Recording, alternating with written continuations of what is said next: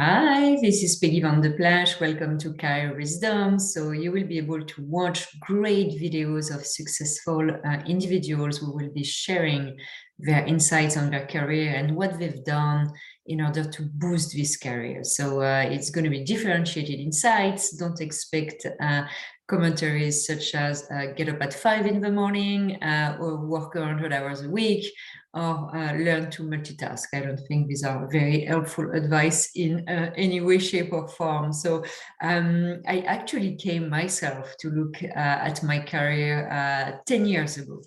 And it was an interesting time in my life. I was managing a family office for a very wealthy tech entrepreneur from Europe. And it was the first time I was actually in front of great freedom, great access, great opportunities that came with having great wealth. And it was a bit of an aha moment for me where I was like, oh, well, I want that in my life. And it was also a time where I started thinking about, okay, how can I get that? And it's not with the way that I'm managing my career, but I'll be able to access that. And by all accounts, I was successful. I've been, climbing the greasy pole quite quickly, quite nicely. But again, what got you here won't get you there. And I could see that linear way of thinking wouldn't work. And I've already taken in the past tons of, leadership classes, executive education, and all the training you can imagine. So I knew that it was unlikely to come from a new designation, but I would get access to this kind of freedom. So that's when I started looking at, okay, my mental state, my emotional state, my energetic states, and started digging in that direction, which for me was very, very foreign, because I was always extremely rational. So anything slightly woo-woo was definitely not on my radar. But again, I had no choice. So I just went where I think I had to go. And so I started, like many people, I think, who start looking at this thing, start writing my goals and writing positive affirmations and visualizing my goals and all that great stuff, which you might have learned as law of attraction. And let's be honest, it didn't yield much results. And obviously I started questioning, okay, am I not doing it right? Am I not writing the right affirmations, and so on? And as I continue my studies on this mental, emotional, energetic states, I started adding new modalities to what I was doing. Meditation, tapping is good for me. Hypnosis, yoga, Reiki, I would say everything that is accessible I did. Even the sweat lodge in Mexico, I was there. So let's put it that way. I really went full throttle on that. So things started to change. I would say I started getting a bit more traction, career opportunities, and but at the same time, the challenge for me is whether I was not able to recognize these opportunities, whether I was sabotaging them. And because for whatever reason, which I'm going to come to in a moment, there was always something that wasn't working. I didn't like someone, the offer wasn't good enough, So whether I was turning it down early on, whether I was turning it down, after a few months, a year, 2 years max. So it was interesting to see how much of my career has been impacted by self-sabotage. And again, on paper, I have a very impressive background, very impressive career. But again, I felt it was just very small accomplishments compared to my potential, but also my ambition. So like for many people, COVID brought me the perfect break. So extracting myself from, the daily lunch, meetings, emails, PowerPoint presentation, drinks, dinners, and I was able to take a step back and look a bit at my career, and that's when I actually realized that I was sabotaging opportunities. I never realized that before. I always thought I had a very good reason not to pursue something. And so I watched videos, I read books, I worked with coaches, and I realized that I had a flurry of limiting belief on myself, my career, others, the world, you name it. And all these limiting beliefs were what was triggering this auto-sabotage.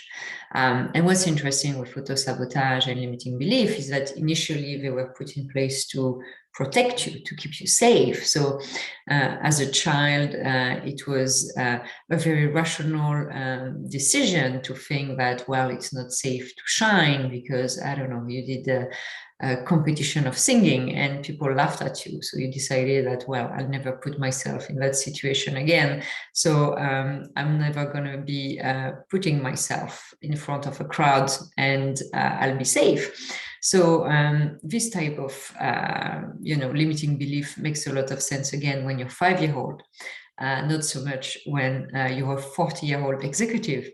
But nonetheless, when you're confronted to a situation that reminds your unconscious of what you've seen in the past, like this limiting belief kick in, auto-sabotage patterns are full on, and you're acting like a 5-year-old, not like a 40-year-old. So it's a bit tricky, this fight or flight mechanism. So as an example, for me, I had many limiting beliefs, such as, I just mentioned, it's not safe to shine, but that can be you have to struggle to be successful, or only bad people want money, and so on. So all these beliefs really are not helpful to be successful. And it's not just limiting belief that are having consequences in the way you act. It can also be a physical representation. So, for example, I was blushing a lot, which was, again, another protective mechanism based on a limiting belief. Some people stutter. All of that is extremely, extremely,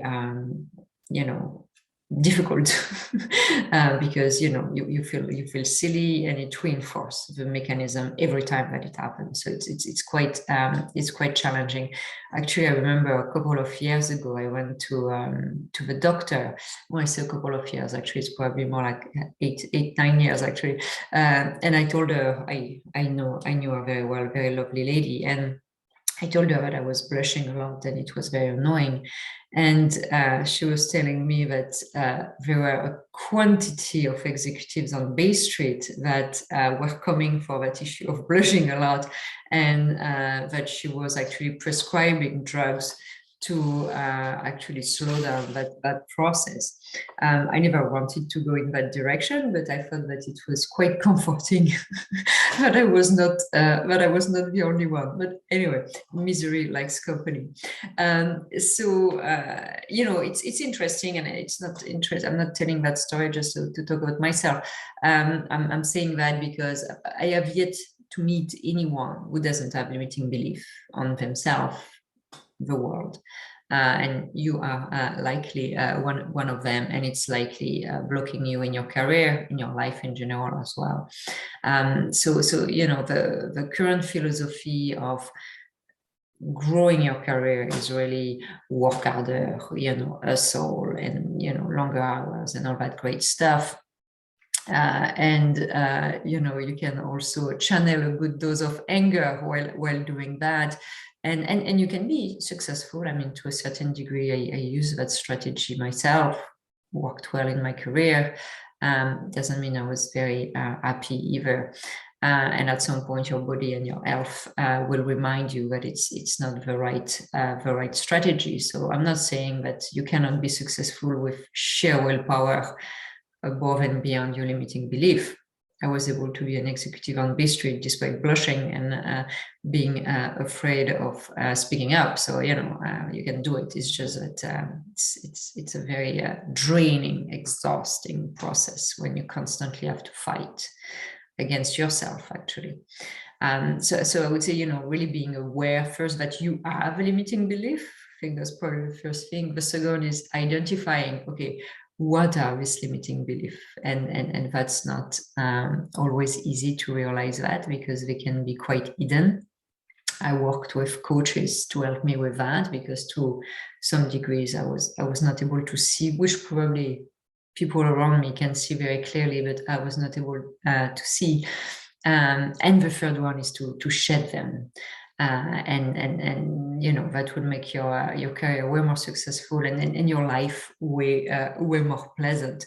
So you know, like you can have a limiting belief that really prevent you to be successful. So that's really what I wanted to do this video series, because I'm hoping to share insights on what some people have done, hopefully inspire you and help you to be not only more successful, but also be more successful in a way more pleasant way. So, you know, before doing or writing goals, positive affirmations, visualizing, the first thing is let go of your limiting belief. Because if you have a limiting belief that is telling you, I'm not going to survive, or I'm not safe if I earn more money than my father, or if I get promoted and my coworkers will hate me, it's going to be extremely difficult for you to be successful. So it's probably, I would say, the first thing to do is understanding what is blocking you. So really, these videos that you will watch are from individuals who will share what they've done and how they bring their career to a next level, looking at different types of tools. And I really hope that it will inspire you, that it will help you in your career, and that you will pass it on, and that you will spread the love. So enjoy and make the most of it.